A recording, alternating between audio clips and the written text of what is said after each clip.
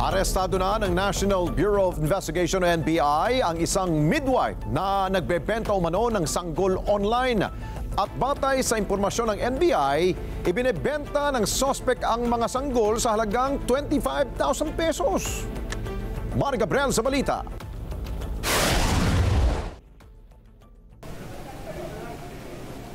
Nadakip ng mga operatiba ng National Bureau of Investigation ang midwife na si Maria Cristina Paule. Naaresto siya sa isang entrapment operation sa Muntinlupa City dahil sa pagbebenta ng sanggol online.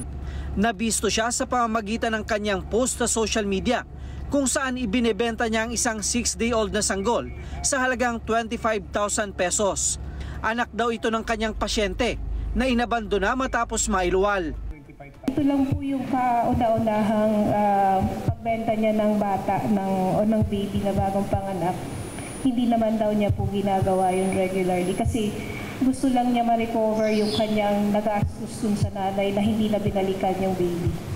Kasama raw sa alok ng sospek ang pag-asikaso sa birth certificate ng bata na kanya raw ipapangalan sa makakabili rito. Verification ng license niya, sumulat pa lang po tayo. But nandun po yung pangalan niya sa civil service na site.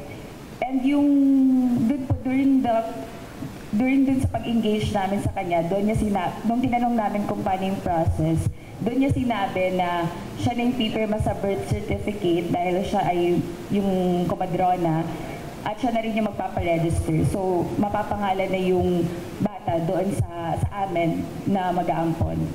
Na-turn over na sa pangangalaga ng DSWD ang sanggol habang patuloy namang tinutunto ng kanyang ina. Mahaharap ang naarestong suspect sa kasong human trafficking at simulation of birth. Maging ang magulang ng sanggol, mahaharap din sa kaso. Kung sakasakali po, maaari po siyang, kung mapapatunayan na inabandon na niya yung bata, ay maaari po rin namin kasuhan yung nanay ng child abuse or abandonment and neglect dun sa sarili niyang anak. Mula nung ako umupo, we will be proactive. At meron kami tinatawag na cyber patrolling.